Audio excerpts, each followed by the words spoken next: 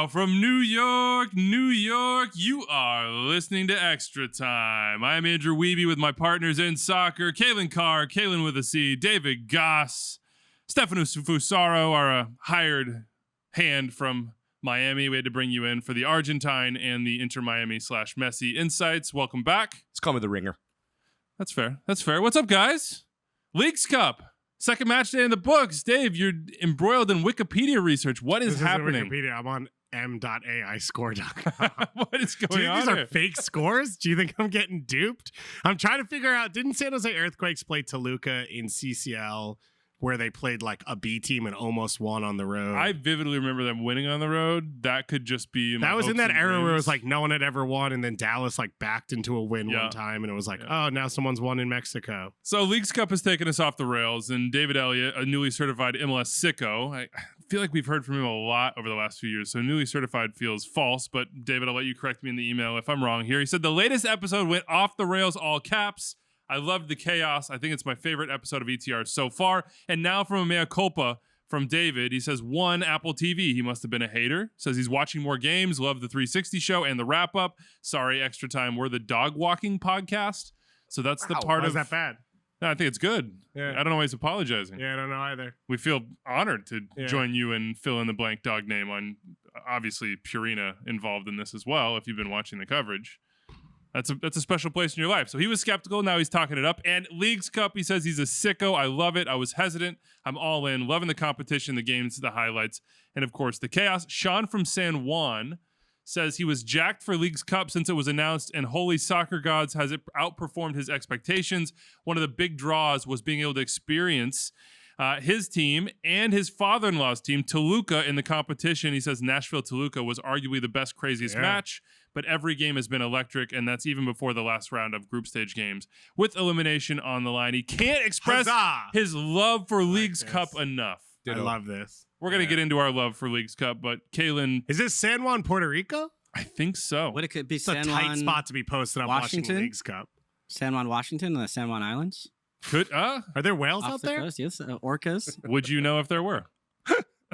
San Juan Islands in Washington State. Here it is. Big question. Question. We had a whole show mapped There's a out. San Juan in California too. San Juan Capistrano. Good Do you try. know this place? Actually have. Crazy enough, I actually have been there. Is this where the Catalina wine mixer leaves from? Sure, let's go with that. That Okay. sounds right. It's near San Clemente. Had a great plan for today. Prestige Cali. Worldwide style plan. We had our overall Leagues Cup impressions, the best thing we saw, most interesting result, a player that we've been impressed by, look ahead to the next round, all that. Then Calen Carr walked into the studio and just tossed a grenade in the middle of my Google Doc. You said, what if we just picked one player from MLS's past to play in the current Leagues Cup? Because it is chaotic, it is fun. It is altogether new and refreshing. Calen, I think you have to start. Who's coming into Leagues Cup from the past? Who are we bringing back? I asked the question. No, you have to answer it now. Okay. Well, I think the obvious one for me is Cuauhtemoc Blanco. Domino. Oh, really? Oh. Yeah, nice. Domino. Because I think he would have, at the time, he played at MLS at a time where I felt like it was before the sort of collaboration between the two leagues or the competition really had even kicked in. We went and played some games in Mexico with him, and it was fully insane, just crazy. And every match we played in the U.S. was like a traveling circus of, America fans showing up in every single city that we had possibly went to. This is before he went to Pachuca. So if I'm bringing him back, I almost want to add that wrinkle to it. They're about to play each other. So it's almost like sometimes you can... To Puebla, you mean? Puebla, sorry, yeah. If you can actually take out... Because I think part of it would be if you have to sub out a team, like a matchup that you're seeing within the tournament. And that's maybe just because it works in my favor in this case with Puebla and Cuau, but that's an extra wrinkle I'd like to add to it. And get America into that group too. Just the all Cuau group. Well, one, I am in favor of us naming the groups instead of West Group 4.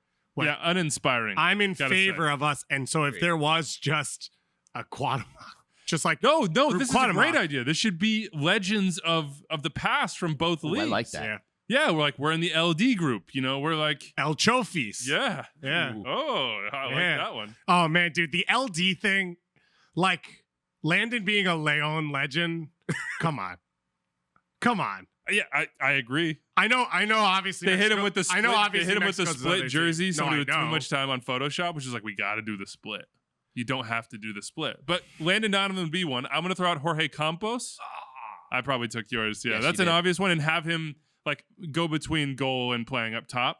Just do the Volpe. Yeah. Like, doesn't even need to come forward and take penalties. He just scores goals up top. Clint Dempsey, I think, just for the. Oh, so we're doing the list now. Are you I doing mean, one on? Why not? Like, it's not we. I. All right. So let me just. Sorry, because I have to bring this back. Landon Donovan, 6 career appearances for Leon. Legend. I think How many legend Club more- legend. How many for Everton, where he is also obviously a legend? Over the course of 2 years, 17. Okay. 2 Only goals. 11 more. I'm just saying. I don't know that. Same level. I don't know that he's an. I think that's more on our side than Okay. on the Everton side. Gotcha. But Fair. For people that like to watch NBC sports coverage. 6 for Bayern though. Whew. Yeah. All right. Stefano, what do you got? Was going to go with Campos, just obviously with what we're seeing with Volpe, a little competition for him as far as goal scoring goalies are concerned. Calen said Steven Lenhart earlier before we went on the air, and I think I got to go with him. I think that would be so fun. Obviously, an MLS legend. I mean, come on. Let's go full Goonies. But Why why stop not? at Steven Linhart? Let's Why just not? go full, like Yeah. Rafa Baca, full Goonies. Well, that works too against Tigres. Like you want to watch that matchup. Yeah. Oh, yeah. Yes. I'm gonna pick 2 because you picked 2. Yeah, of course. I will So never I'd stand pick in your way. Carlos Ruiz from an MLS point of view because he always got up for CONCACAF competition. Did you see the By the way, did you see the Carlos Ruiz and Jorge Campos meeting in the box, the broadcasters No. box ahead of Leagues Cup? No. I've never seen a more emotional embrace between 2 men with Nice. obvious respect for each other, That's calling back epic. the old days. It was. So It we was could share. emotional We for could me. share a team. Jorge Yeah. Campos, or There no, it is. you were Campos. Was it more emotional than the LeBron James Messi hug in that first game? Because he brought it in and held on for a long time. Yeah, this was intimate. Nice. My other is Bofo Bautista. I don't know if you remember Bofo. Nice. Maria's about to break through the wall. Bofo. It's our Pumas loving Bofo played. producer here. I think he played arena soccer in the U.S. I don't think he ever actually played in MLS. He used to cut off a T-shirt sleeve and wear it on his head for games. And I think it was Boca Juniors in Very Copa 90s. Lib where he went down there and he got red carded, and the fans were so upset with him that they had to bring police onto the field to surround him, to escort him off. And he kept like stepping out of it. And he was like, magician on the ball, made you angry. You caused a fight. He made it worse. He would be Leagues Cup legend. This has been really fun. You can sort of feel and hear the enthusiasm, and nobody knew how this was going to go. I'm going to say, as the high priest of Leagues Cup, that I had a feeling that this was going to be awesome. Just going to throw it out there right now. I wish I'd known we were doing this segment. I would have brought my pink Leagues Cup ball boy T-shirt. You have that? Yeah, I have it my. from when the cat ran on the field. That is a good piece of memorabilia Yeah. right there. That's good stuff. Should have I got. actually have a cat Yeah, so you should. imprint on the Yeah, you back. should have been the guy that went and got the cat. That's. I don't- Keep, I don't keep touch the cat hairs. wild animals. That's true. Well, they're not wild. Where's They're Doyle? I'm sorry. domesticated. Whose cat was that? That's So, fair point. although Fair now point. it's someone's, right? Didn't someone from the team adopt it? Yeah. Mm-hmm.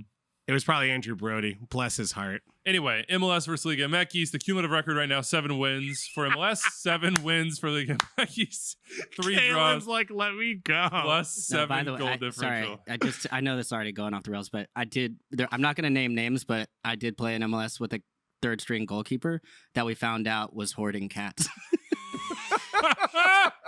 You know, these things aren't that hard to figure out. I guarantee you someone's Oh. going to tweet at us and be like, it was this person. Oh my I don't god! name names. Hoarding. Please, you don't have to name names. There was but a please lot. There guide was us many through the- cats. We didn't figure out exactly how many. How But did you where find were the out? cats? The best part. So we used to do. I used to do physical therapy, but it was connected to a wider. Like it wasn't just for the team. I'm not going to name which team. Start to. And There's not that many teams to guess. I know, here, I know. Taylor. Arsenal? Is but this no, but there was Arsenal? like a really nice elderly lip woman who I was on the spin bike next to, and she's like, "That young boy is so nice. He's out there adopting cats." Anyways, we got to move on. Oh man! Oh, boy. How many cats we I was, talking? Like, I was what- about to ask. Never mind. Yeah, I need to know how many cats. So did we. We tried to follow him home to figure it out. But That's even But he threw the scent. He disappeared through a back alley.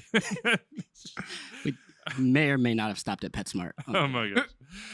Okay. Buying Anyway, Perina once right now, again. dead even as far as record goes between MLS and Liga MX. +7 goal differential for MLS. That's by virtue of the Minnesota Puebla beatdown, and New England had a 5-1 here recently, and so did Philly. But the big boys are back for Liga MX, or at least into the competition overall. We saw Monterrey work over RSL. We saw Copa America humble St. Louis. Tigres struggled a little bit, but they ended up beating Portland. So as those teams come in, this should change just a little bit. What are your first impressions of Leagues Cup, Dave?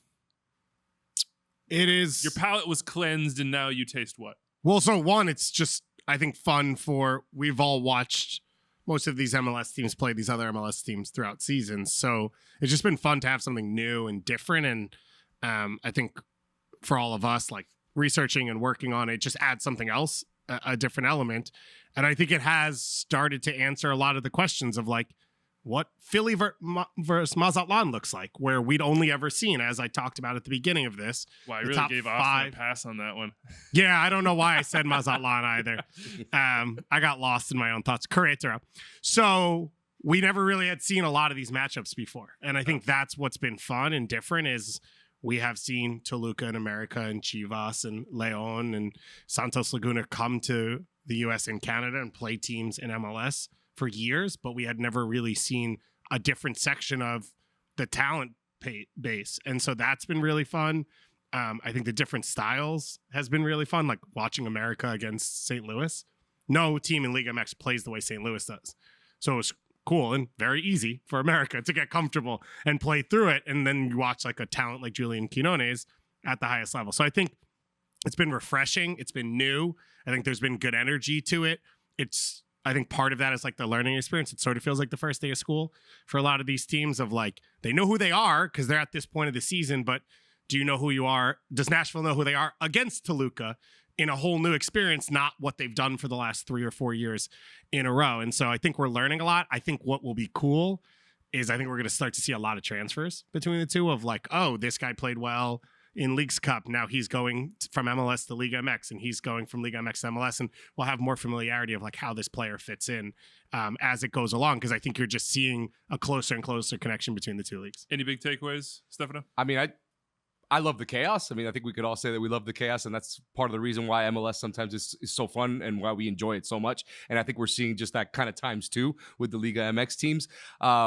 To kind of piggyback on what you were saying about transfers, I mean, we saw it, right, where Brandon Vazquez, was being chased by Chivas, and they decide, no, we're not going to spend that much money. And he comes back and scores a hat trick against them. And that type of thing, it's been fun to watch. And I always also gauge, off of friends of mine that I know are soccer fans, but they not necessarily big-time MLS guys.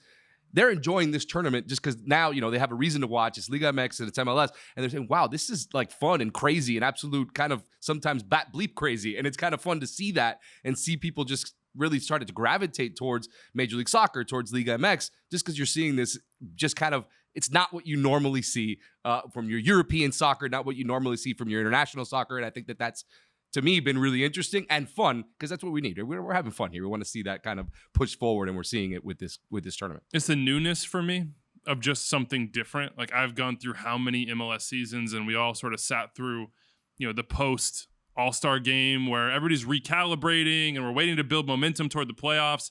And this just kind of lit a fire under the league, under both sides. Honestly, there was a competitiveness that we knew existed and bubbled around down there. But, Puebla gets whooped by Minnesota, and all of a sudden they're the headlines in Mexico. Like, what are they doing? Like, this is embarrassing. It's a humiliation. Like, those added stakes have been really refreshing for me. And I just, to go back to your saying with the research, that's honestly been the most fun part about this whole project for me, is just sitting down and being like, who is Atlético San Luis in any way? Historically, present day, what have their past few seasons been like? Where have their coaches gone, their players gone? How do they build teams? Oh, they're owned 50% by Americans. What's that about? There's just a lot more stories now to dig into. We, because we're sickos, know the MLS stories, but I don't know all the Liga MX stories. I know the big ones, the Americas, the Monterreys, the Tigres, the ones that we've been sort of forced to have shoved down our throats in CCL, but just a whole new introduction. And I think that way we also have an opportunity to create more rivalries, more storylines. We always talk about the Liga MX teams against MLS in CCL, and now it's given us an opportunity to kind of create even more organic type of rivalries, hatred between clubs in Liga MX and clubs in MLS, which I think that, that's going to be just good all around because we're going to continue to have Leagues Cup, obviously CCL, so you can really start to build more of a true rivalry with clubs rather than just the national team with USA and Mexico. Deeper relationships. Right. Here's an interesting quote from Bradley Carnell after a 4-0 loss to América, and St. Louis is the first team out in this entire competition. They are saying goodbye. Bradley Carnell about the quality they were up against. It's important for us as coaches, the club, the fans to see where the level is really at. We've been in a fairy tale in MLS this season. It's a great reminder of how much work needs to be done. It's a reminder that the party has really just started. Yeah. América just got in here. Chivas, I know, lost to Cincinnati, but they'll have every opportunity to move out of the group. Of course, both teams in Monterrey, like Pachuca hasn't played a game. They will in the round of 32. Right. Like this might have been encouraging to start for MLS, but I'm not saying wait for the other shoe to drop. I'm just saying like hold on tight and tie your shoe as tight as you can MLS because it's about to get much difficult. Dario Zuparic had maybe the quote of the group stage so far about Portland's loss to Tigres. Quote, "We died like heroes." That's an incredible quote. So good. That's amazing. But the Bradley Carnell one, you watch this game and like there's tactical things you could shift and there's still injuries for St. Louis or pieces they'd want. This was two teams playing exactly how they wanted to, and Club America being the biggest team in the region. Whether they're the most successful right now or not, they are the largest team in this region. They have the biggest fan base. They have the biggest identity. They play in the biggest building. Like, this is a larger-than-life club, which I think is how Bradley Carnell puts it, of like, yes, if someone walks through the door and they're like, we want to be Barcelona, like that's kind of a joke, but this is the standard. Yeah. This is in CONCACAF as big as it gets. They are not always as best as it gets. Tigres has been over the last 10 years and other teams have, but that's as big as it gets. And I think for St. Louis, where it's like, this is a soccer historic city and they're trying to build something special, it's been great. But I think for Bradley Carnell and for every coach, right, you're always like looking for a loss at some point to work through of be like, no, we actually still have to get somewhere. We're not there yet. This was like as big of one as you can get. The opening goal is just everyone presses high for a goal kick. It's a long ball to Quinones and it's just link up between three players, but three elite players. Henry Martin is one of the great goal scorers in Liga MX history at this point. Could have been Golden Boot if Jesus wasn't Pirate of the Caribbean, like at the Gold Cup. Quinones is as good as anyone is. And you've got then Jonah Dos Santos and whatever else coming out of midfield. So it's like, I don't know. I just watched that and was like, we've seen LAFC try and do this at times. We've seen San Jose try and do this to St. Louis, and there's not that quality to it. And then you see America do it at that level, and it's like, yeah, that's what Bradley Carnell is like. We could get there, but we're going to have to work on it. I always save the best topics for Calen. Would you like to walk us through the tiebreaker scenarios, please, Calen? No, but I do think, just real quick on St. Louis, I do think they're the only team that's eliminated. Gone. I think it's a big missed opportunity for them. And I think the way that Carnell set up this team in match day one was really the big mistake, because they rested a ton of their players, rotated, which, knowing that you have America coming up next, you don't really have the luxury of saying, oh, we're going to put everything against this America team, because you have like your best chance to try, if you're actually going to try to get out of the group, is to try to get points probably from that first match as opposed to that second. It's because you came back home and you brought some of the guys back into the team, but I just thought that the way they rotated things in that first match put them in a huge hole. Don't you think for a team that is overperforming where they're at, that like, I get that you try, like, put your resources into the group stage, see if you can get out. But I think coming into this, it's like, how can we maintain position in the league? Right? Isn't that where St. Louis stands? I kind of felt like Carnell was saying we're good not getting through and putting out a rotated lineup. I thought, like, now reading between the lines, I was like, yeah, hey, like, like we would like to stay in the position in MLS, and they've got all these injuries. Leuven just came back. And he didn't really have, when he came over 6 months early, same thing with João Klaus, who, it's like the forgotten man sometimes for me now. It's been so long with him. I almost felt like he said, and he may come out and be like, everybody's wrong, we wanted this. Like, we could use a second preseason and a blow. Okay, but they started Leuven in that first match. He was not one. Yeah, but I felt like that was well, they started him in both matches. Yeah, it was like a 60-minute, he's back and we'll see how it goes sort of thing. Yeah, I get it. I just didn't feel like they cared. Maybe I was wrong about that. I just don't. You have now 3 weeks off, which for me is too much time. Like, even if you're going through injuries, it's not like that's going to give that extra time is going to get João Klaus back. Like that's not where their injuries are, whatever their injuries are like currently. And so the idea that you're going to now take 3 weeks off, I don't know. We'll see how it goes. I guess with their style of play, maybe if you play that high energy, style of play, then maybe you say, okay, yeah, we absolutely need this break. But I don't see a big reason the way this tournament was set up, where it's completely blocked off the season, to now have to make decisions to rotate. Or I could understand small changes, which we've seen most teams do in Liga MX too. But no Berkey, no Parker. Even just when you go even further down, like some of the guys that started. Even like Stroud, Vasilev, like a number of the guys. I think Jokini, I don't know if he played in the first match. So there's just a number of guys, and I understand their philosophy is like the team is the star. But when you start rotating and bringing guys down the level, especially as that level gets higher, you play against a really good Columbus team, you play against a really good America team, those one-on-one matchups where your system is supposed to protect you get exposed because suddenly you're looking at a Quinones going up against a Yarrow or whoever it might be. And those one-on-one matchups did not work well for St. Louis. The break's going to be interesting because it's going to be interesting to see how teams come out of it. You said it, like, is 3 weeks too long in the middle of a season? How much do you give a team off? Can teams work on things really? I think overall the soccer will be better coming out of this because you're going to have teams that do go on runs. Your intensity level raises. And I think that will have teams sort of like in a playoff mode going back into regular season. And then on the other side, I think you're going to have rested teams, which outside of like a couple World Cup breaks in the past is just not a thing in MLS. All-Star break is in the middle of a week. So like there's not really time off normally in Major League Soccer. And with the travel and the weather and all of that, it'll be interesting to see what the soccer looks like in league after Leagues Cup. I actually think it's going to probably be a really good other half of this, which is teams are going to be ready to go for the second half of the season. I mean, look, St. Louis 4 wins in 5 games before this competition. I think your point there, and what I'm thinking about now is like, can they carry that momentum forward? Or is this something with this big break? Hey, we're healthy, but our momentum is sort of blunted and we've just been sitting around for a while. It's going to be a question they have to answer when they return. All right, best thing we saw from the second round of Leagues Cup. Dave, get us started. Which part are we on? The best thing we saw. Okay, you made me do so many of these for the rundown. I remember the best thing I saw was Dayne St. Clair facing off against Shaqiri and deciding that that's the person whose manhood he's going to challenge in a way in which, first of all, I mean, it was direct. First of all, Shaqiri is a ball of muscle that was rolled on the field, given 2 legs to put cleats on. Like, I can't think of a more intimidating person. Also, his life background and what he's done and been through. This man has challenged entire country. He almost started a war on a soccer field and then did it again.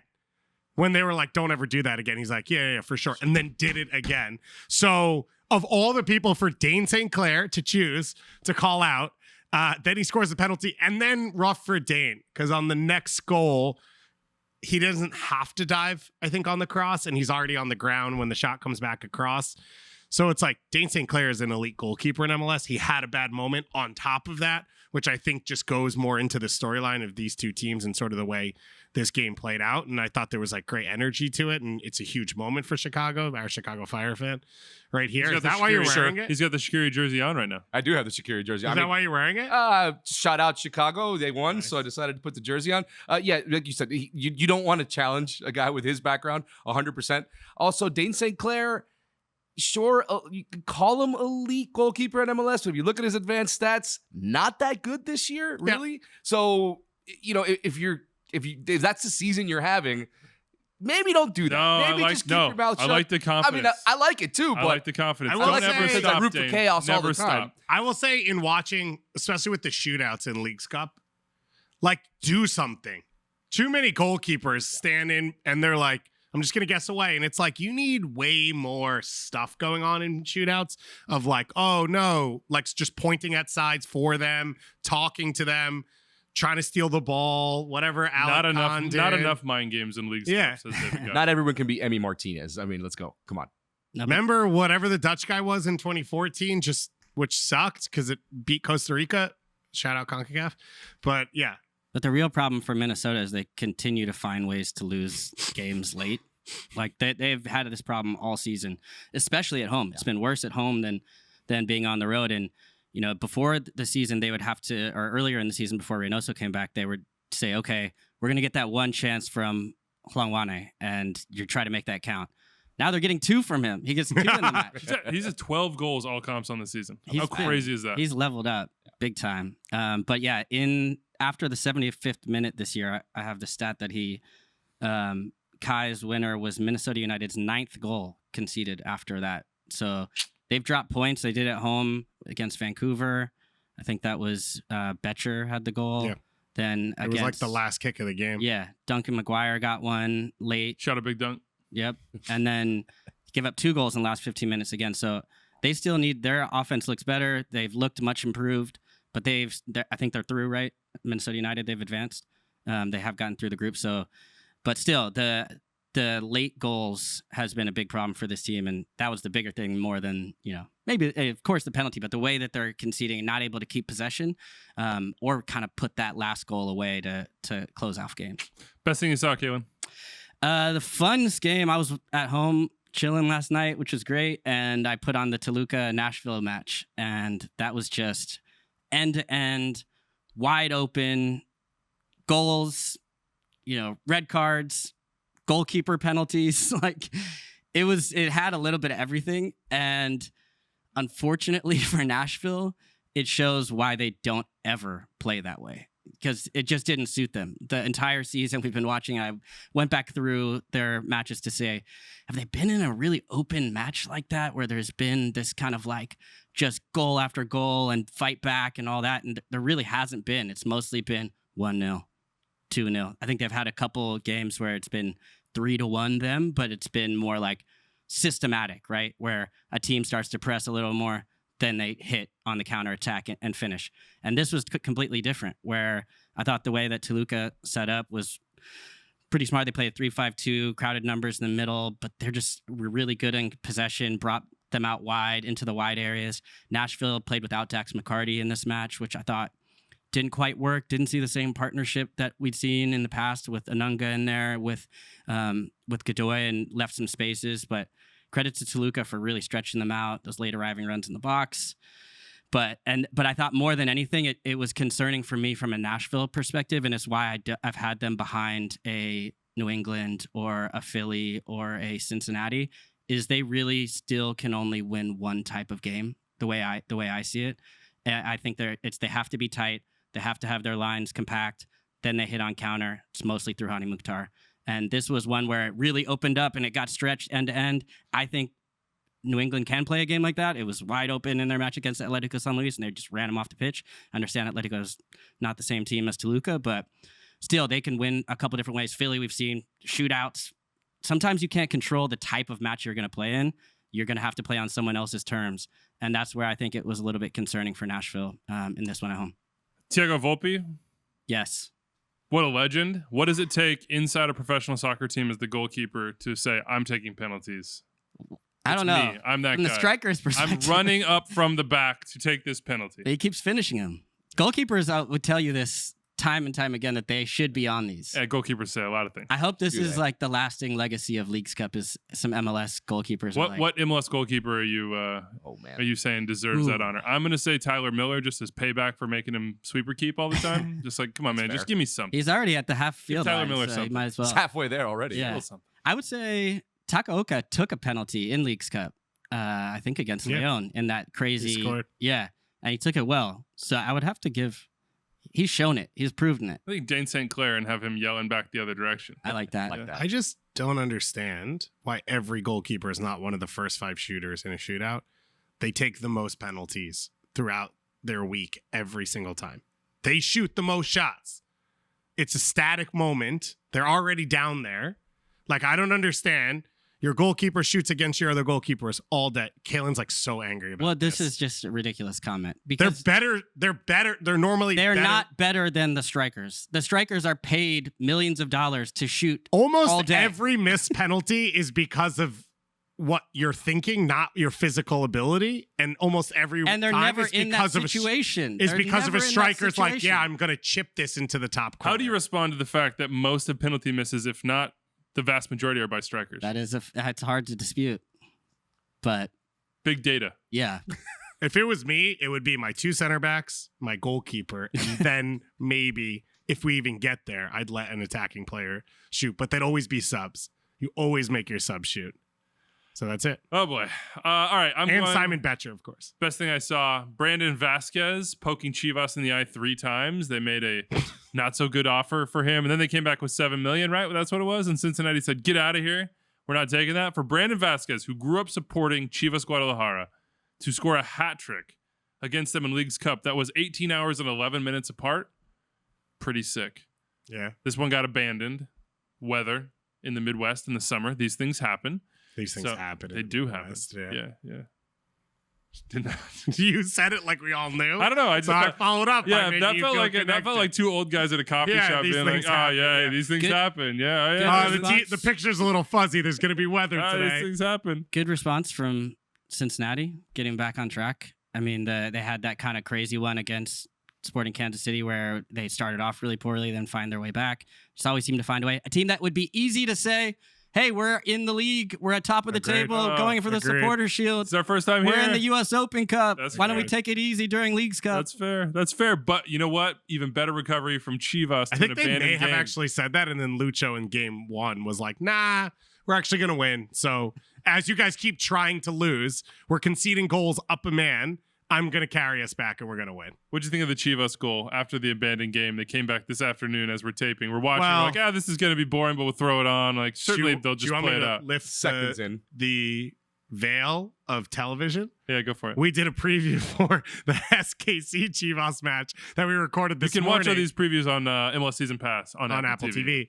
And I made Calen record multiple ones in case of what happened. And I started one by saying, crazy things happen in Leagues Cup. What a comeback from Chivas against Cincinnati. And then Calen talked about Eric Tommy for 2 minutes.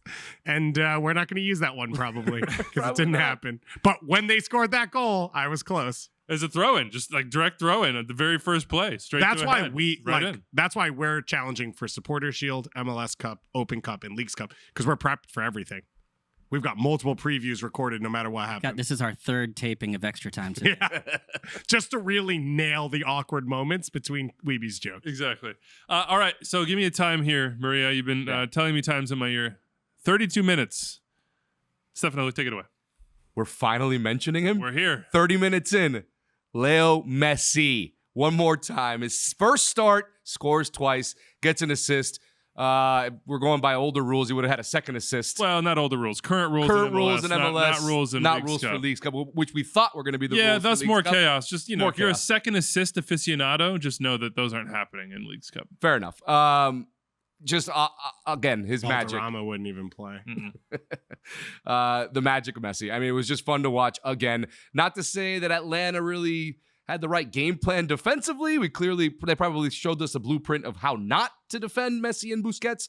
But it was just awesome to see once again this guy come on the field, do his thing, get 2 quick goals, and Inter Miami just looking like a completely different team than they did 2-3 weeks ago when we were talking about probably the worst team in the league. Now they're a legit contender for this tournament and maybe for other trophies as well, for the U.S. Open Cup as well. So what I want to say to ask you guys, have we ever seen, and I get we're talking about Messi, but have we ever seen a team, one player change a team so drastically to the point where they're worst team league to now being possible favorites to win a trophy? Where was Seattle with Nico Ladero? Now, all the pieces in Seattle were much better than Ziggy got fired. Yeah, we're much better. Well, no, Ziggy got fired, and then Nico played the next game. Yeah, that was the difference. Was they literally let the manager go, and then they won MLS Cup. So that was a drastic difference. And there have been moments where players have come into this league and Pipa was huge when he came in, like from the start. Pasquello scored like 3 goals or 4 goals in 2 games. None of it's going to feel like Messi. Although in fairness, Busquets had an assist, so It's not one person. True. This is exciting. I would like to throw out that Atlanta is the 2nd worst defense in Major League Soccer. And they gave Franco Ibarra away because they didn't have enough roster spots. Yeah. So they are the worst defense in Major League Soccer. And they looked like it. So before we anoint, and I know Wiebe's got a new shrine and everything going. Before we anoint, me, I would just like to throw that out Probably there. Definitely more me. Well, yeah, that's fair. Wiebe's shrine is you. He brought you in to be his living shrine to. Well, I don't Miami. think shrines. I think I got to retire shrines. The Galaxy. As soon as I started making the shrine jokes, the Galaxy have been like the worst team in the league for a while. Yeah, mid-season acquisitions. That changes a team that much, right? That goes. We're literally going. Rooney for DC was a big one. Okay. That is a big one. That's a big one. Drogba for Montreal was a big one. I think Higuain was a mid-season acquisition as well. Yeah, I said Pipa. Yep. Yeah. Are you looking for one? No, I'm looking for the list of players that have scored hat tricks against Miami this year. I had a list. It's like a super long list, and I saw everybody going off online of like, this is why MLS is terrible. He scored 3 goals in 2 games against MLS. Right. I'm like, first of all, sorry, Atlanta. First of all, one of those is Cruz Azul, not an MLS, guys. Like, just gonna throw it out there. Haven't won a single game this year. The other is Atlanta, which are guaranteed to get into 4-3 shootouts or get run off the field. Frankie Amaya scored a brace off the bench for the Red Bulls against Atlanta. Like if Frankie, no offense, if Frankie Amaya can do it, Lionel Messi can do it. Whoa, Frankie catching straight. No, he's one of like 7 dudes. Robert Taylor got a brace in the same game. Yeah. I don't know. What do you think? What do you think about Messi so far? Even the Post wants to pass to him. I think he meant that. You think so? He called bank. Yeah, just he called kissed glass. it right off the post? Yeah. I mean, it was like the perfect angle to come right back to his feet. No, I mean, I do think that the matchups have worked out well, and I agree with all of those things. I was calling that Red Bull game where they smashed Atlanta 4-0 at home, but I don't know. There is just something about him that it's not just, for me, the big difference is he's making his teammates better. So it's not even just that, he's doing his stuff and it's just Busquets finding him giving him the rock and clear out. It's like he's making Robert Taylor better, more confident. The way he's combining with DeAndre Yedlin, the way Kramaski looked better in this last one, like the way that, the team is kind of starting to gel around them. Now, I still think that back line is still the big question, and that's still going to be a problem. Drake Callender saved the penalty to keep the clean sheet in this one. In the matches in the beginning of the season where Inter Miami actually was competitive, it was a lot of that, honestly. Not many chances, not many opportunities, and then Drake Callender standing on his head to keep his team in it. So I think, almost with the most player to win out of this, the way he's going to stand out even more, I think people are going to see more and more of Drake Callender. He has to keep his form. At times over the past, there's been a few dips where he's had this elite level and then drops down a little bit. But he's been really good, lived up to the moment. But I still think that defensive question mark part, if they can get players coming in, if they can get some guys healthy, there's rumors that I heard you guys talking on the last show about Gregory potentially being ahead of schedule. If they could get him back, I mean, that would be huge. But there's something about Messi that lifts everyone else around him and then also just makes you believe. Because I've just been like, man, is this possible? Like, could they actually win Leagues Cup? And there's just something about having him on the team that makes it seem possible for sure. Not just seem. I mean, I think it is possible. MLS might be a step too far, but I don't put anything out of his reach. 9 wins in 12 games or 8 and 3 draws and a loss. Like, right. But if you would have said that before, sounds impossible. But that's based on what we've seen. But if you had said before Leagues Cup, Messi's coming in, it's his first match. He hasn't played. He signed 9 days earlier. All this crazy hoopla, announcements. Celebrities are going to be at every match. Is it fair to expect Lionel Messi and Inter Miami to win Leagues Cup? Be like, no way. Yeah, There's no chance. But how quickly that's the way it's changed. Right? Yeah. After 2 games, that all changes completely. And go back to what you were saying about, people complaining, Messi and MLS, it's not fair. It's too easy. This and that. Our friend Taylor tweeted out a video of that second goal he scored against Atlanta, almost a carbon copy of a goal he scored last season for PSG. The same exact movement, the same defender dropping off, and him just pushing forward, hitting a guy on the outside, making the run to the second post, and finishing with his right foot. That's just one example. But to say that, it's too easy, I think that's kind of a little bit misguided, because he's going to do what he wants to do on the pitch, no matter what pitch he's on, what league he's in. He's going to try to make his plays the same way he's always done them, and he's probably going to do it. So I think it's kind of just misguided to say, it's just because he's in MLS or in Leagues Cup or facing off against a Liga MX team. That's the benefit of scoring, 900 goals in your career? Is this probably a carbon copy somewhere of any goal you score, especially the way that he scores and the way his movement unbalances teams? he just has done it before, and that's the benefit of being Lionel Messi. I don't expect him to stop. Facundo Farias and Tomas Aviles sound like they're coming from Cologne and Racing. That's a left winger / forward in Farias, and then Aviles is a young center back, which might be a guy for right now, but maybe for the future. I mean, they just keep reloading. We'll see where they go. We'll see who they play in the round of 32. They will host that match as the group winners, and they have 6 points, so they have every opportunity with Lionel Messi to make a run. We'll talk more about that in a little bit. How about the most interesting result of the second round of match days, Dave? What do you got? So just to throw out, if Orlando wins their group, I think Orlando and Miami would face off in the next round. Yeah. No. Which, Did you just say that? Yeah. I have the whole breakdown. Oh, did you just say that? Yeah, that's a good tease, though. Yeah. Oh, I didn't know that there was a rundown because I just thought you were keep asking random questions. Yeah, no. Just usually rewording the same usually question. I wait to see if there's movement on your computer screen. Got it. Oh, he's reading something. Most interesting results of the second round for me was the Tigres Portland game. I think that was one of the games, maybe along with America, St. Louis, and Chivas Cincinnati, that I was most excited for. I thought it was going to be a blowout. This game. Yeah, I thought Tigres. Before it happened. Yeah, I thought Tigres, Portland was going to do their thing where they sit back and they sort of bunker, Geo playoff style, and then Tigres was going to just have the ball and just tear them apart. But Tigres don't really want the ball. So that's kind of the tough part about that.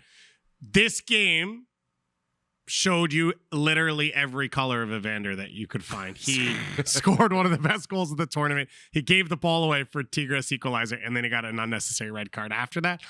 I think you saw in the way Gignac walks him off the field, the respect of Evander was the best player on the field for the first 44 minutes until he got red carded. It's unfortunate because I do think Portland would have won this game if he stays on the field. I thought they were the better team outside of the one mistake. It's a class finish, but besides that, there was Gignac shot from the side of the box. Nothing else really was created by Tigres.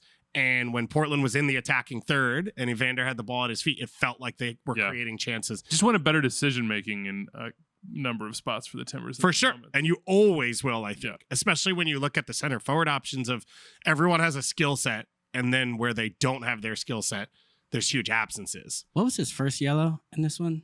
It was sort of a 50-50 ball in the midfield bouncing, and the Tigres midfielder bent down just a little bit to head it, and he stuck a chicken wing out and caught him in the side of the head. That one to me is very clearly a yellow card. The second one is a little bit more debatable, but he's flailing his hand and he hits a guy in the head, and I don't think it's brutality or excessive force, so it wouldn't be a violent conduct red card, but I think there's more intent to that. I do think he knows what he's doing. Yeah, but the guy smacked the ball off him. He loses the ball, and the other guy, I think it was Lopez, just comes over and just shoots it literally off him, facing his own goal. He was partially also claiming for a handball in the moment, which it wasn't. Yeah. But I think that was part of his hand going up. But I think, somebody does that to you in the run of play. They're clearly targeting Evander. They're looking at him to try and hit him as much as possible. If you can, shoot a ball off him, just to frustrate him.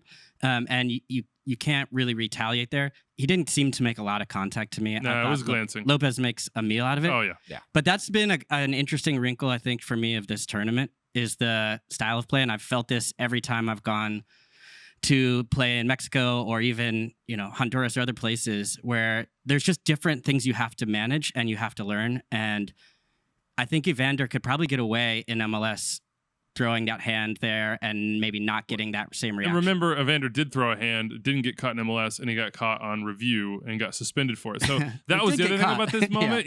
Where I was just like, man, I thought you would have learned that lesson. And in this high leverage match where you have an opportunity to beat the man, like you said, don't get pulled into those mind games. But find a way to stay on the field. I know it's hard. Also, credit to Lopez, and I don't personally like that. It's not a way that I would play or that I have played, but I think it's really intelligent. Is that if you have it's a part of it. If you have Evander on a yellow and you feel that, you go down, you make a meal he out did. of it. He was pointing at the head. He was running to the referee. He was showing the card motion. We saw the motion. same thing with Teal Bunbury. I didn't agree with that decision at all, but it was the same thing. Well, the first one, he goes over, but the goalkeeper immediately goes, pulls up the landing gear. Yeah, and there was an outlet. I just did instant replay, so I got all this fresh. There was a little contact on that one. Okay. I still think it is a little soft. But I don't think Teal's gaining anything by pressing that moment.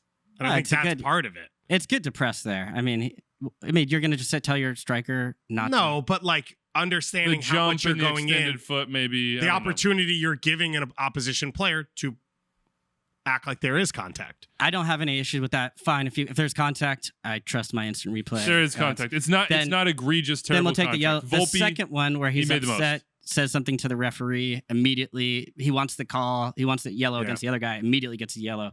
That just felt like an ego thing. Same. He seemed Agree, very no question. confused Complete by agree. that call as well. Like Teal's reaction was shocked Yeah. that he got a yellow. And I don't want to. I struggle with this one because I don't know what was said, and I Sure. know Teal, and then I'm like, I don't think Teal would say that, and you don't know what somebody say, so I can't even comment on what. I just feel like the threshold for a referee when a guy's on a yellow card and just takes a brutal foul like that and is frustrated. It's a competitive game, like high stakes. Right. Your threshold needs to be very high. Yes. But also the players need to adjust and begin to manage these types of environments, especially playing against Liga MX where it's a different style of play. There's players react differently than you're used to every week. These are CONCACAF referees as well. So Yeah. it's not just the opponents, it's also the referees. And, they might know all the pro guys and they have a relationship there. And you might be able to say some stuff or do some stuff that you get away with because you're like, hey, that's my guy XYZ. Or we've been through this before. I know you're not going to give me a yellow there. These are referees. And who in a don't know that tight way. tournament where you need to get the edge, I've started to see this with the U.S. national team actually with like Kellen Acosta, guys that know how to. They've been in these environments and they are now understanding how to get to use these environments to your edge. And I just think that's a part of it where it's a learning process for a number of MLS teams where it's a different type of match than you're generally playing. I would also throw in here, I think this is part of the learning process for Evander, which is part of MLS roster structure of like, you're the guy.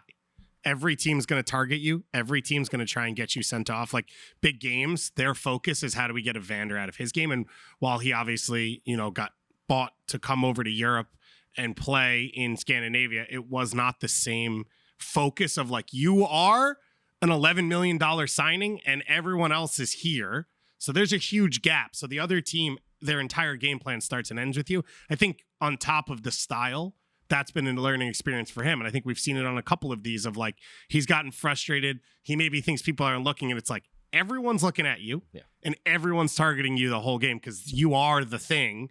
And I think that's a learning experience for him on top. He's 24? Like he hasn't really carried a franchise or a team on his shoulders before. And I think the skill and talent's obviously there. That's like the free unquestionable. kick is absurd. Is stupid. Yeah. And a lot of what he does is absurd and effortless, which is what's so fun about watching him. He works really hard. Thought you saw in this game early on, he worked hard against the ball. Like he does that.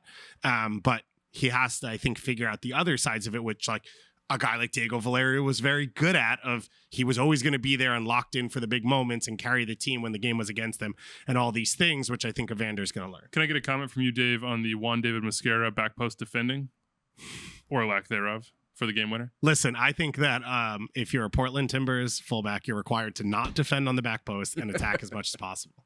I think that's been made pretty evident. Fulfilling his job Yeah. duties. Got it. All right, Stefano. What's your result/game that interested you the most? I was kind of like upset with the result, the way it went down, just because I really was hoping it was going to be a great game. Monterrey beating Real Salt Lake. RSL, the hottest team in the league coming into this game. They hadn't lost in 11. They're just banging in goals at will. Chicho doing his thing. Boy, were they humbled. Were they humbled against a Monterrey side that rotated? It wasn't even their strongest side. Funes Mori didn't start, came in because of an injury. And they didn't even have their new signing in Canales that is now with Monterrey. Currently, we could see him. He could feature. He's finally with the team here in the United States. I was shocked just how quickly that game got out of control for RSL. It took two plays because RSL was really on the front foot. Monterrey was just kind of sitting back, and you saw just the experience, right? They saw the experience of being in these games, in this type of tournament where Monterrey just kind of was like never really pressured, never really panicked. Even when RSL did have a couple of opportunities through Savarino and through Krylak, and it just all they needed was two opportunities to take a 2-goal lead and then just kind of sat back, never worried. And it really, really saw the difference in quality. I still think RSL is a top team. I think they're going to score a ton of goals. But Monterrey really showed them what playing in a tournament like this is about. And really, like I said, I think they were humbled completely and really tried to take a step back now and realize, okay, this is going to be different playing against this top quality of Liga MX side. I think it goes back to that Carnell quote of like, hey, you were winning this way. And we're not saying that anything that's new. Like the gap between Monterrey and everybody else in the region is huge, other than like 2 or 3 teams. Right.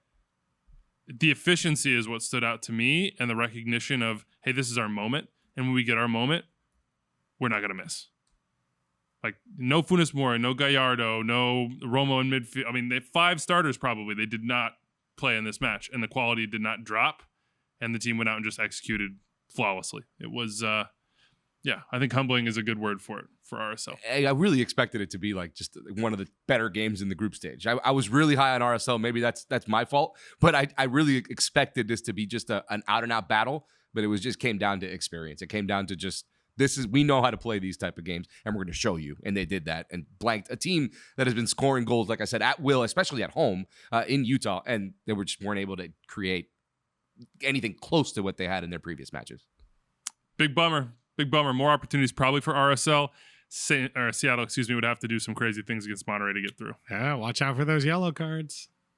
We would get to fair play potentially. Oh, man. We are in fair play. Forget fair play. I'm trying to go blind draw on the tiebreakers. Take us through it, Calen. What is it? No, sorry. No, I'm just kidding, man. You're our official tiebreaker. I've been tearing my hair out with these 3-team groups with 3 points, 2 points, 1 points. Head-to-head, goal differential, goals scored, goals allowed, fair play. Like the 2.1 point thing is interesting because you're like, oh, well, if they lose here, and you forget that a team like gets a point for losing if they lose in the. But they're not. In my mind, they're not losing. They're drawing. Yeah. It's a new math. It's that made I'm not very our good eyes go cross-eyed in that green room that we wait to do our shows. Like, trying to figure these things out. Where I'm just like, I can't deal with this. I need to leave the room right now. Yeah, somebody just tell me when it's an official result here, please. Calen, what's the result/game that was interesting to you? I will. Can I do the one I was at? Yeah. New England, yes, beating Atlético San Luis. 5 Was it 5-1? 5-1. Before we get there, what were the Leagues Cup vibes at Bar Louie like for you? Shout out Everybody Bar Louie, locked baby. in. Immaculate. To watch Lionel Messi play in Leagues Cup at Bar Louie. Oh, What a dream. It's like the Mecca. Wow. Yeah. What a dream. Is Yeah. Messi's whole family there watching? There was a game? watch party. I don't think it was his No, family, Messi though. in Messi's family's box, they have a live stream of Bar Louie. Yeah, Yeah, of course. yeah. Of course. So they can. Kalen's a legend there connected. already, too. Yeah. So he knows. Back in Foxborough, baby. It was great. But no, New England was really impressive. I did their first match of Leagues Cup against Red Bull, and they had 0.34 XG.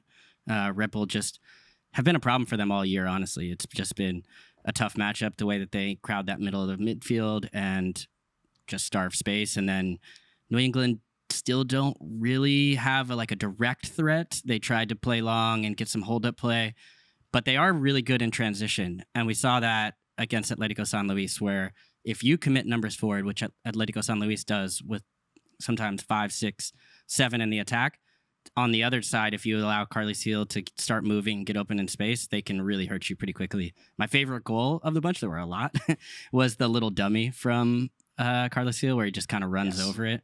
That was just... How many strikers take that shot? I mean, there's so like I was kind of talking with someone, like 99% of strikers, I know he's not a striker, but of attackers will take that shot. Yeah. Carles Gil, one of the only guys that lets that through, knowing that Brioni's right behind him. I thought it was awesome. Another guy, Carles Gil, who's really getting affected by the no secondary assist, because he would have had like 5 by now. Heel is the type of guy who leaves it, and Messi is the type of guy you leave it for, by the way. Because Joseph, by the way, is shooting that All day.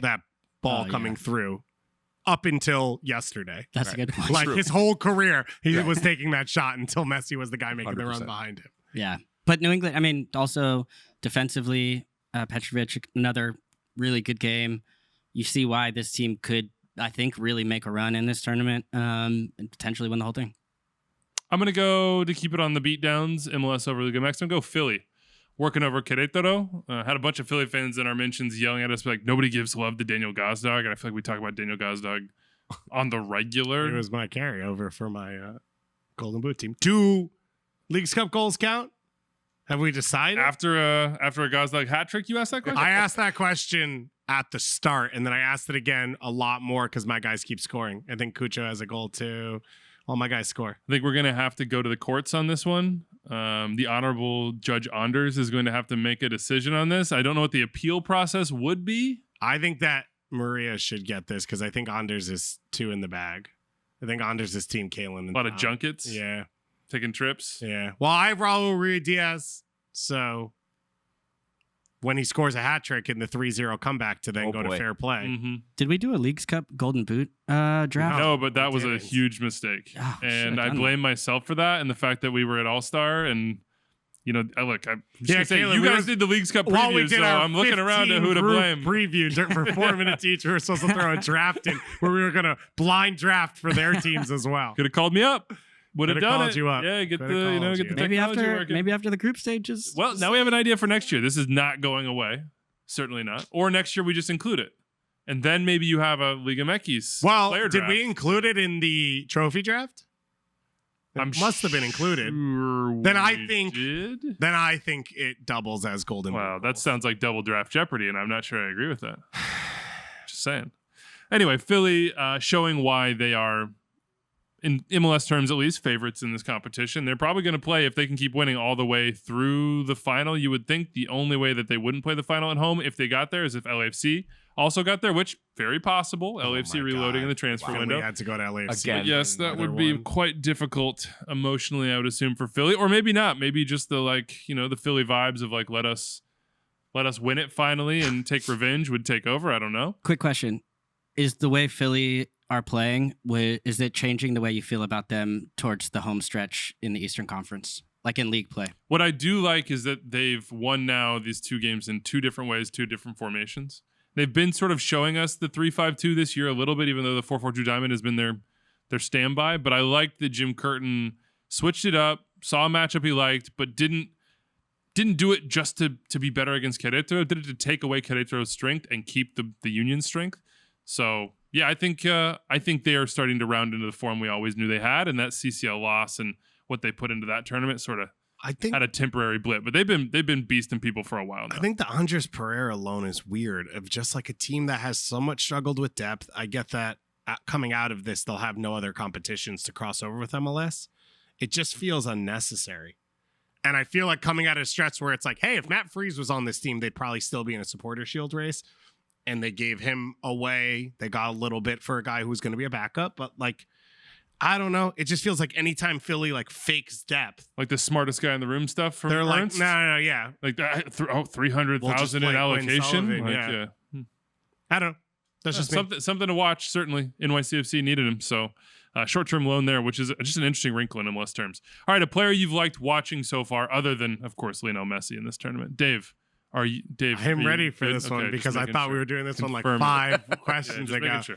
I think I made it obvious at the beginning, but Julian Quinones, this is a guy who I talked about, I think last show. I thought he was going to come to MLS a while ago. And Tom teased us and said that was a very real possibility. Yeah, I think maybe it in the was- future. The Portland Timbers, probably not, because no one's going to be able to afford him. And then with Atlas, this was a team that was defensively based under Coca, and they won back-to-back titles. And I think for me, coming out of COVID, there was like a few games where you're like, oh yeah, like fans are in stadiums and the atmosphere is fun. This is what I like. And those Atlas runs were that of like the building was shaking every time you watch, and it was just Quinones on the counterattack. And when you watch a player where it can be any way, it can be against a set defense, it could be via the pass, it could be via the dribble, in transition, himself setting someone else up. Like he has everything to be a complete attacker. And now you watch him to come into Club America, and it's like, oh, will that take away from him? Like he doesn't have to do as much. Will that actually hurt his production? And then it instantly links up with Henry Martin, who he's never played with before and hadn't been training with him because he was at Gold Cup. And I said again on that first goal of like, you play a long ball over the top, a high pressing team, you're like looking for a hopeful flick on, and it's just like controlled and caressed. And then the layoff and the understanding of the run, his ability to beat guys 1v1 is always going to be fun to watch. It's always entertaining. Is that the pick and roll soccer equivalent? Pretty much, like yeah. a 2-man game? It didn't really feel like a soccer moment Yeah. because it was like so easy and there didn't feel like there was any space. And then he plays him through and you're like, why is there so much space? He's got Mexican citizenship, I believe. He announced it when he joined Club America. There are reports that depending on who the coach will be, doesn't think he should play for Mexico because he's not quote unquote Mexican, which as someone who roots for other teams in CONCACAF, I think is a great concept because that makes the team so much worse. I think Quinones would be incredible with the national team, but it's cool for him to be at Club America to be performing the way he is. It was a little bit up and down. Atlas was not a traditional stop, and then he turned it into a powerhouse, and then he leaves when his time's up. But he's been awesome to watch. I'm excited to watch the Columbus game because it's Nancy versus now Jardine and what this Club America. I mean, these are the two teams on that one extreme of like, we have our system, we have our style, we will play to it. That will be fun, even though they're both clinched. And then as they go forward, I think even with Tigres winning at Portland, that Club America, I think, is the favorites. Even if Club America decides to rotate, we were talking about this earlier, just the substitutions they made. Leon, they had Zendejas, Brian Rodriguez coming off the bench. Nestor Araujo. They just They're so wild. It's ridiculous the amount of players that they can bring in as substitutions. So it's like as the depth piece goes on in the tournament. And look, I actually think they might, because they're so new in the season, these Liga MX teams, a lot of these players do need minutes. And if you already know you're in a good position, sure, if you then give guys games, like I think that would still be scary to then have those guys coming in fresh and going from the start. Monterrey did that and won 3-0. So the one thing I'd add is you asked about Philly. I think like this is one of those moments where for teams that have struggled in knockout competitions, this is a chance to prove you can compete. There's a Club America have not won a trophy in 5 years or haven't won a title because they struggle in the Liga. Like they've lost games where they are favorites in knockout competition when they've dominated over the course of the season. That's why they keep firing their coach. So I think this is a tournament where they will take it seriously in a way to say like, no, we can win single elimination. I think that's similar for Philly to be like, we can prove we can win in this format, not just in a regular season flow from game to game format. I think it's the same for Monterrey too. Yeah. Even though they've won in CCL, they haven't done it in the Liga in a long time. Yeah. They've been chokers there. So, player you've liked watching, Stefano. We'll stick with Miami. I know we're not talking Messi, but Robert Taylor, Finnish legend at this point. The confidence that he's gotten in these last two games has been pretty cool to see. It's still kind of surreal to see, him celebrating a goal and Messi running up to him to give him a hug and give him a congratulations. It's still kind of wild to see that. But I love what you're seeing just from to be a guy. fair, that'd be for anybody though, right? It's a little fine. If you're Robert Taylor and you have the photo of Messi hugging you and you're like, that goes in my house. Oh, like, 100%. That's above my mantle. That's already in Robert Taylor's house. Yeah. It has to be. Right? I would. Above the sauna? In the sauna. That's what you look at before you go in the sauna. Like I could probably go 5 hours in here after looking at that. And not to mention the goal. I guess it was the third goal he scored in this tournament. He has the same amount of goals as Messi, which is pretty cool. Was a banger. I mean, he rifles it into the top corner.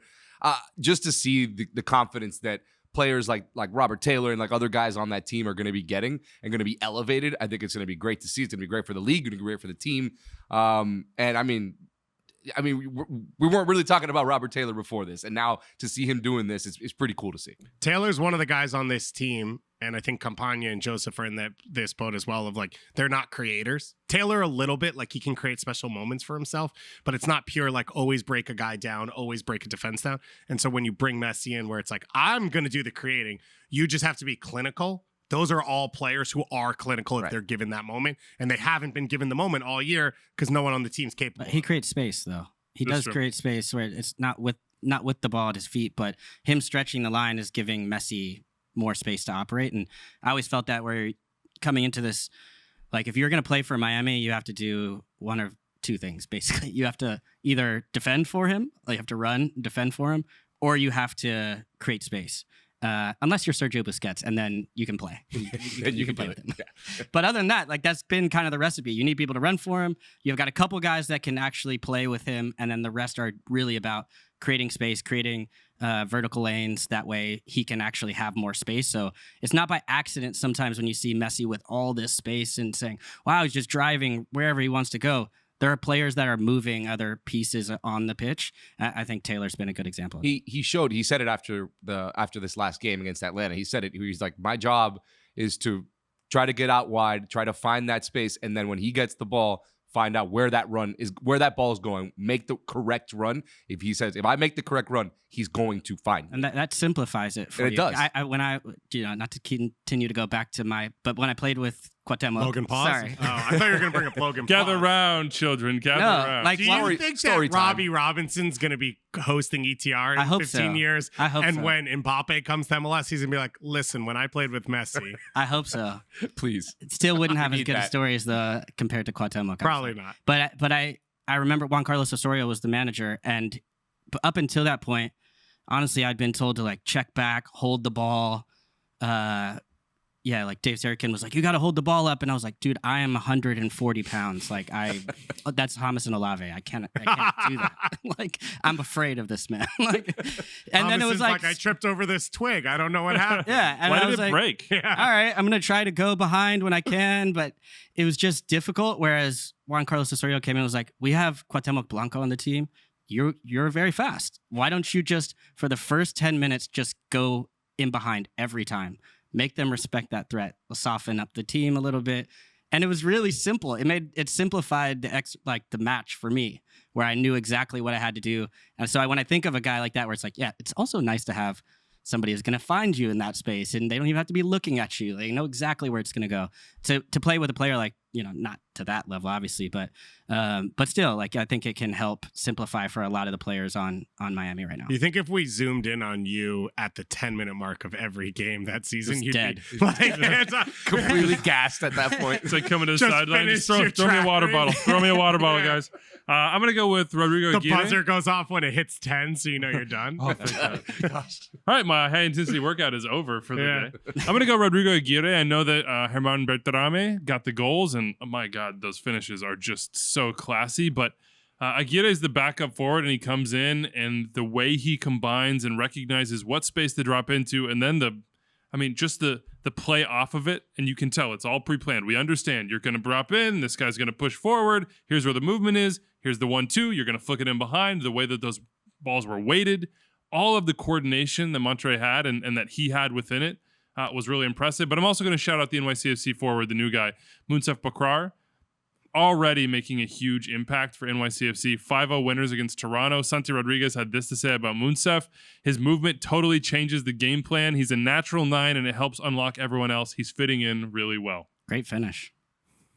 It's just so frustrating they didn't have this done earlier. I don't even So it's like, care. Why? I don't even. It's been the Everything thing with with NYC. NYCFC is self-inflicted, and so it's like I don't. Yeah, Fair. your player wants to play with the 9 because he played with Go Tati figure. and it was good, and then he didn't, and then you traded Eber. So it's like, yeah, for sure. yeah. And they tried to run with Tyus as a 9. That didn't Santi's work out like, either. guess what? I didn't have to play 9 today. It was a great day. We all did well. We scored all 5 had goals. fun. Yeah. New signing as well for NYCFC. Julian Fernandez from Vélez was on there. I believe the U20 World Cup team. He looks like he's going to fit very well. He looks a little bigger than Gabi Pereira, like a little more physical. And I think maybe less of like slips in and connects and more like can be a force on his own. But I would, again, never question an NYCFC signing because they hit almost all the time. It's almost like they have a really good scouting network connected to a much larger club that also hits all the time. Anyway, NYCFC beat TFC in the 6th venue all time. Red Bull Arena, Citi Field, BMO Field, Yankee Stadium, Orlando at MLS's back, and also Rentschler in Hartford, which is a pretty incredible stat. This is the most Wiebe thing of all time because it was literally a list. Yes. But it's very sad that TFC can't play an Open Cup because they could have played at Belson Stadium. We could have 7th on there. Oh, wow. Could have had that. Calen, player you've liked watching so far. If you get a chance to watch Emanuel Reynoso right now, you have to do it. Turn on your television, your smartphone, your device, whatever it is. You have to watch The beauty is it's everything everywhere, right? Yeah. Let's go. Yeah. He's on one right now. He's been just feeling it. The way he's just been able to control the match. It just makes me think about like the fact that this guy was gone for so long and not playing, and then to come back and immediately be in this type of form is just scary. He's just toying with defenders the way he's just always able to have that extra little bit of pause or calmness or twisting and turning around guys on the sideline or finding the final pass. It's just been ridiculous. Super fun to watch. The set piece goal where he sees the keeper just like leaning a little bit and he's just like, yeah, I'm just going to put this in the top corner. It's so sick. It's been fun. Pookie hasn't quite been as efficient as I was sort of thinking he was going to be coming in. He had that, of course, the beautiful goal against Houston. but has had some other chances where he hasn't put it in the back of the net. I was surprised it was the pullback on this one. I think Yeah. it's blocked by a defender, but it felt like that's a layup for Pookie. Right. But Hlongwane has been on fire. But Reynoso, man, he's on another level. Special. All right. Games you're looking forward to. We have one more match day in the group. I keep teasing Calen about the scenarios. Just, I mean, they're on the website, I think. Like, go do the math yourself. Watch the games. We'll tell you on the pregame shows on MLS Season Pass on Apple TV, etc. Match that you're looking forward to. Stefano, start us. I think it's got to be Club America and Columbus. Obviously, we know America. We know how stacked they are. We know how good they can be. Columbus, defensively, they have their issues, but I think that this could be a game where there could be 7 or 8 goals. It could be a 4-3, a 3-2. I don't know if Columbus can kind of keep it up for 90 minutes because of just how many issues they have defensively on their back line. They also have probably more wing backs than like 7 teams combined on their roster. Is but Julian Gressel there yet? He's training, yeah. He's he training, put photos yeah. out of him in training. yeah, he's there. Start Julian Gressel in goal in this game. Play Just put him 6 back wing there. backs. Yeah. Play I a love back that. 5 of all wing backs with Gressel in goal. I love that. He might score. He might match. He's the new Volpe. Yeah. Yeah. The next Volpe. I just think that with Celarian, with Cucho, I've enjoyed watching Columbus a lot. I've done a couple of their games this season, and they've just been one of the more entertaining teams to watch. Sometimes for better or for worse, because obviously defensively, like we said, they are having some issues. If they can stick with it and just defend enough, I do think that this can be a match where they can either surprise Club America or at least get a result, somehow get to PKs, but I think it'll be a really fun match to watch. Either way, they're both through. So for Columbus, it's like, let's test ourselves against the type of team that we're going to have to beat to win this thing. Calen, what do you got?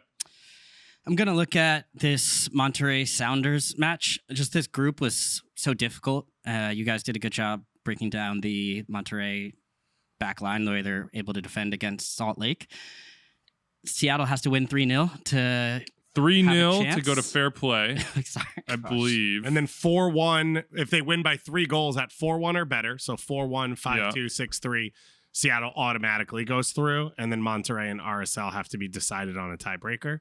But at 3-0, Right. all 3 teams would be even on points, head-to-head, goal differential, goals scored, and we would be down to yellow cards and red cards, which right now would be bad for RSL. Or tiebreaker is Justin Glad running back toward his own goal, and he has to prevent an own goal.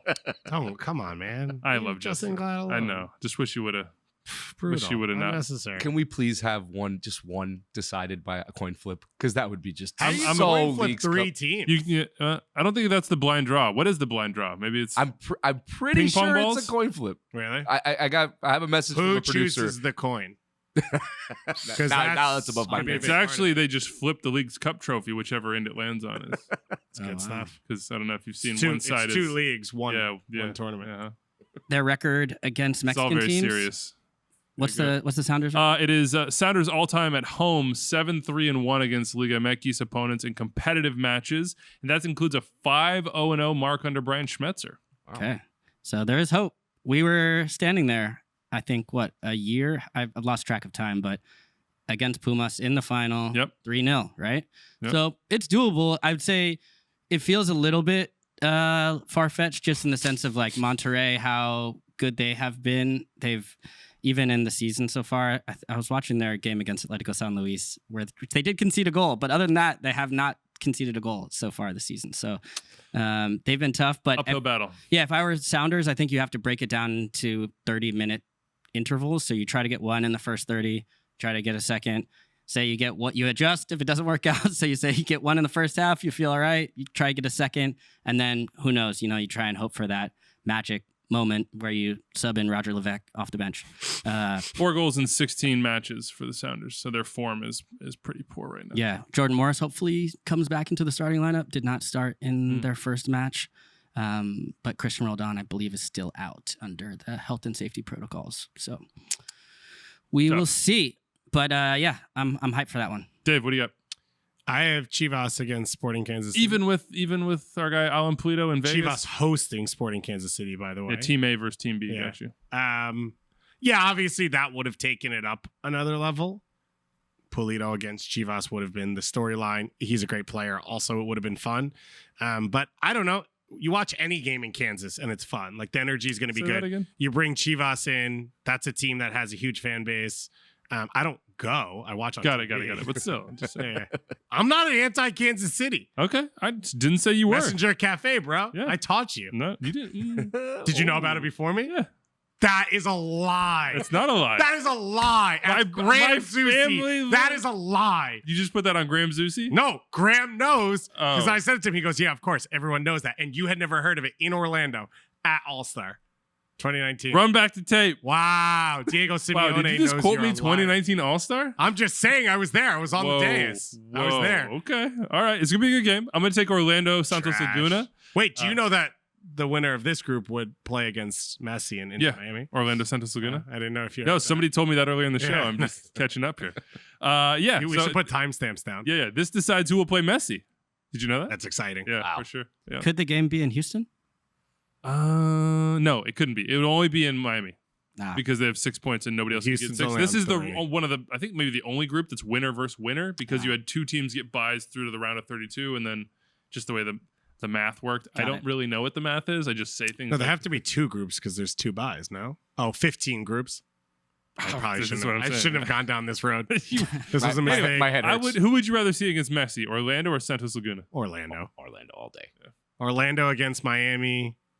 Like the winners of the off season against the winners of the mid season transfer Yeah. window. There's also the I was spacing out for a Huge. second, then I came back to the winners of the. Yeah, raise the banner. Yeah. There's also, we're down in South Florida the other day after Messi's second game. A bunch of Orlando fans threw purple paint on one of the Messi. Which I Love saw. that. I thought that was lame.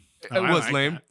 But that just it's going to add a little Yeah. bit. It's going to Yeah. add a little fuel to the fire. It's Orlando and South Florida people already don't like each other as it is, so it's just going to add a little bit more fuel to the fire. By the way, Jake in Orlando says very respectfully, he's a longtime listener, fan of the show, starting to call himself a sicko, but none of his friends know what that means. So he's throwing some disdain our way. MLS is Major League Soccer, not Messi's League Soccer. You guys spent a ton of time on Messi and his Miami debut, and I get it, and I enjoyed the segment. But you guys can't spend 1 minute talking about the other team in Florida. Duncan McGuire leading the Rookie of the Year race, who scores a goal through pure effort.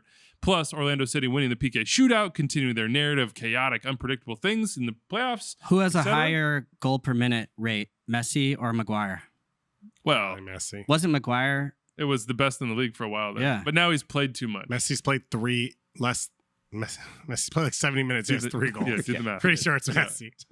Anyway, he I haven't wants, done the math, but I'm pretty sure. Okay, it's well, Messi. we got to set a threshold. I would say I've To never catch seen Maguire. Messi score a goal in the Big East, so I don't know what he would look Good like point. in college Good soccer. point. But he's never been to a Mac Herman ceremony. Speaking of Duncan McGuire, Joey P. Hey, extra time peeps. I noticed that Matt Doyle made a surprise return on the wrap up. Where has he been? I haven't seen a column since early June. Didn't know what the heck happened to him. Every once in a while, somebody would drop his name, but not really say much about him not being there on extra time or any of the other stuff. I'm very curious, and this is probably the right time to tell you. He's back. Matt Doyle is back next week in the studio for extra time. Triumphant return. Red carpet.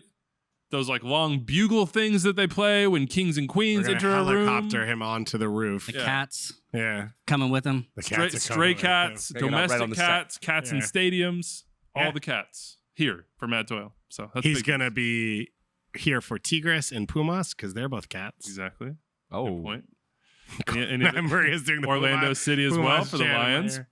Yeah, that's a Cats. good one. Yeah. Big Yeah. cats. Houston Dynamo. What's their cat thing? It's a fox, actually. it's a fox. Oh. Yeah.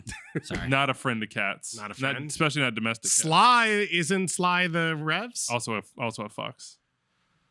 They Yeah. all have tails. Yeah. Benny in the Bay Area, of course. First of all, did anyone see the Leagues Cup being this fun?